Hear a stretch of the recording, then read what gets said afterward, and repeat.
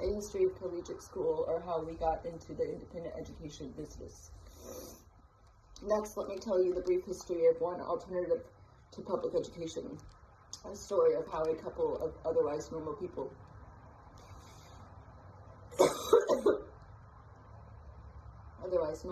came to help start an independent school.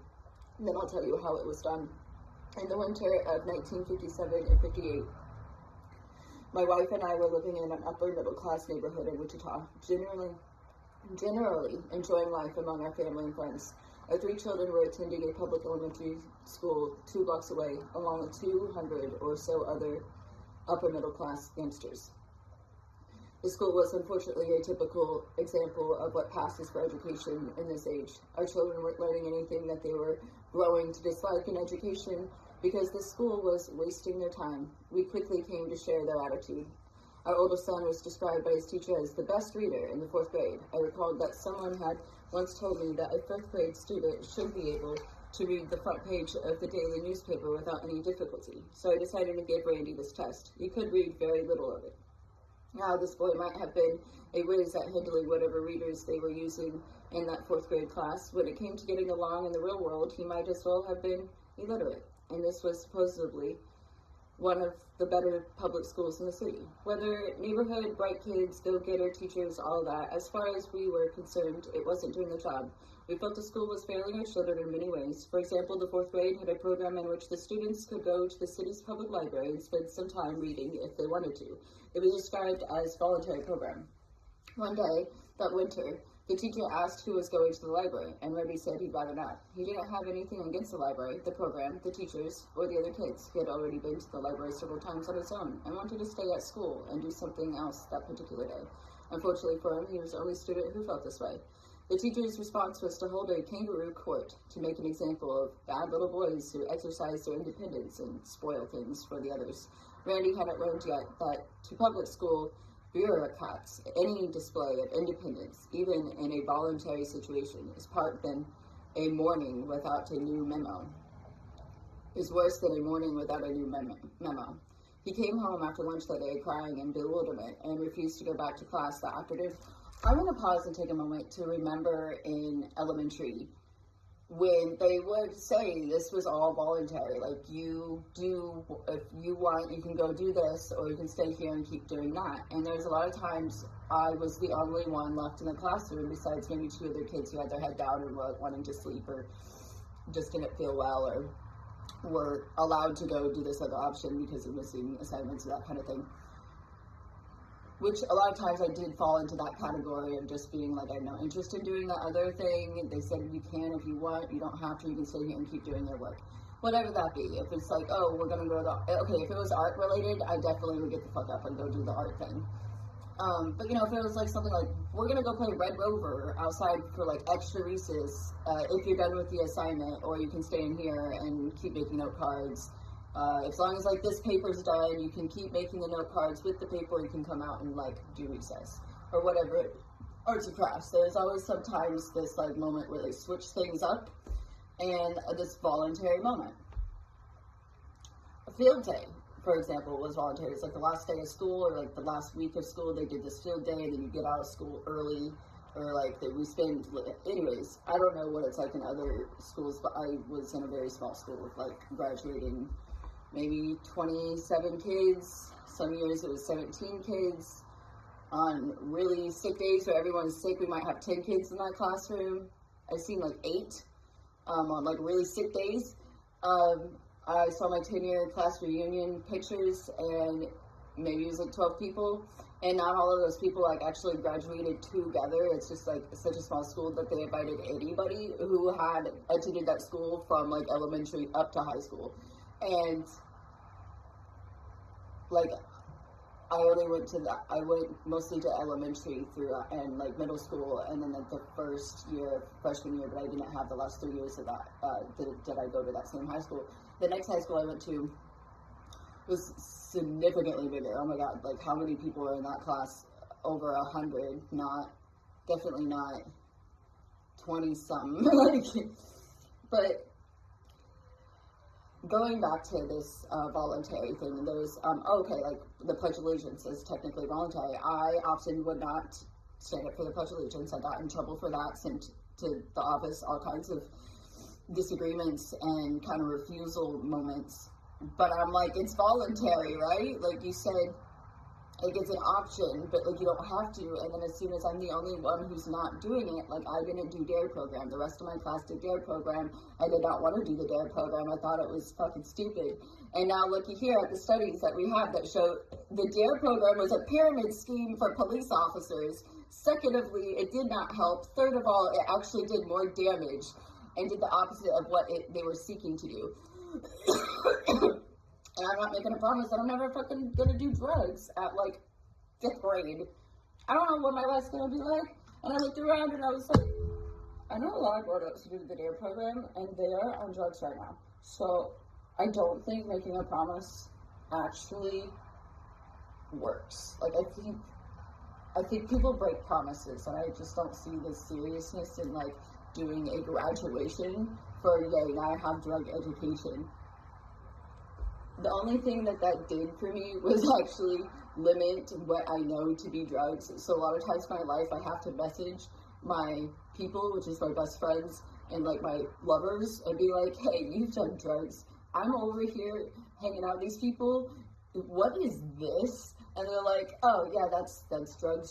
I'd be like, oh, I should have done the DARE program. I know, right? The naivety, but also like, not the naivety. It was like I kind of knew shit was bullshit, even from a very young age, and was like, can I just stay in this classroom and read a book? Because that sounds stupid. So same vibe. I think I'm a great candidate to run a homeschooling group because I've always felt this resistance towards public education and how things are ran. And I have like autonomy, and I think I do have children with some PDA traits, which would make sense because I have PDA, which is not recognized in America, but it is in a lot of it's like a part of autism. It's part of the spectrum, just like sensory processing issues, you know, or things like dyslexia. There's all these subcategories of how you're affected. Even like comorbidities, like dyslexia is a learning disability that is common for people with ADHD and autism, but it's not a characteristic of ADHD or autism. Same. So there's all these like, it's frustrating because the way the medical system is here, it makes people have to like really box themselves into a certain thing to get the help they need, because there has to be a specific label that identifies all these sub-traits. But that's why a lot of people just use the phrase neurodivergent. And I think that the school I would run would be very much articulated for neurodivergent needs. And we don't have to do these like strict IEPs where we have to box in like and label our children as these things. We just write down their needs. And as their needs change, you know, because then we start going into like all of these words. And words are good to be able to describe something. But at some point, the words are also there to be able to prescribe something and sell something and qualify someone as needing this help because they have this name. And in a homeschooling group, it would be less standardized. It would be just more free-flowing and adjusting the needs to however they need to be. We don't have to have these big meetings to decide this is what's best for our child. We're just at home doing it. It takes the middleman out of deciding what we think, you know, is important for our children to learn. Okay, anyways, this subject is very hard for me to talk about because I have a 10-year-old who's being homeschooled and has been homeschooled for the last 3 years, and I have not had any access to being a part of that. And I've been thinking about homeschooling my children since he was in my stomach. And someone decided to have a brilliant idea that since she wants to do it, I should do it. And I have to sit back and just like trust and believe that his stepmom will do, I guess, better than the public school system. Like at that point, like that's just that's the only standard I have for it. And will adjust and accommodate to the way his neurodivergence shows. and like, if I were to say, like, send a prayer for the situation, it's just that she can be the teacher that he deserves. Yeah. There was a woman in Wichita at that time who had recently started a school for gifted children. She was looking for potential geniuses to nurture, which the same way a track coach watches for future Olympic stars. She had hired some exceptional teachers, made a down payment on an old house, and set up shop. We enrolled our 3 children. Daughter Becky was in the 2nd grade in the fall of 1959. After the first day of class, they all came home saying they were never going back there with all of those screwballs. Right about now, you could be thinking that our kids were just a little bit fussy over where they went to school. We were startled by their attitude too, and thought we had better investigate. We didn't find any screwballs exactly, but we did discover that classes were held in one big room, that this made for a lot of noise and confusion, and that some of the teachers were no better than those we had left behind us, we thought. But it was not the school's educational methods which we came to object to the most. I believe that there is a great value in unstructured learning, and think that a child can learn in almost any situation as long as he is stimulated by a good instructor. In fact, our children did return to school after that first day and did come to enjoy the learning process much more than they had previously.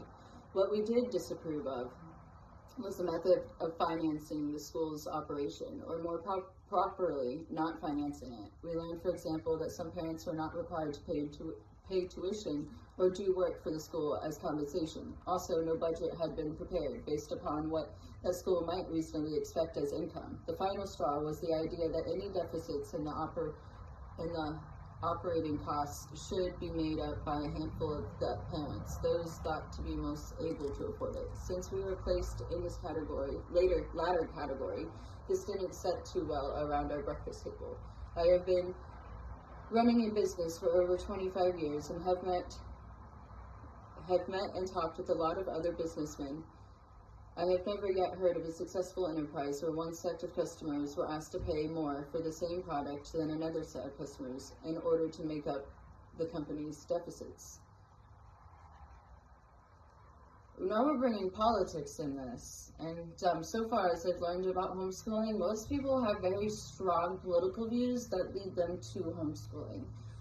And it's not even about, to me, what you identify as. It's about how do you want the community to participate as a community, and what does that look like as a society as a whole. There has to be a structure for everything. How that structure is built and who depends on it and relies on it and how it's funded, funds being a really big question here. In this book, I have a feeling so far is going to go in depth about how that was built over time. Hit him with the shit that go like ba-da-da. Basically about it. Yeah, so listen to the dubstep the whole time I'm reading. The ADHD brain's just like, go into the flow. Blah. The song is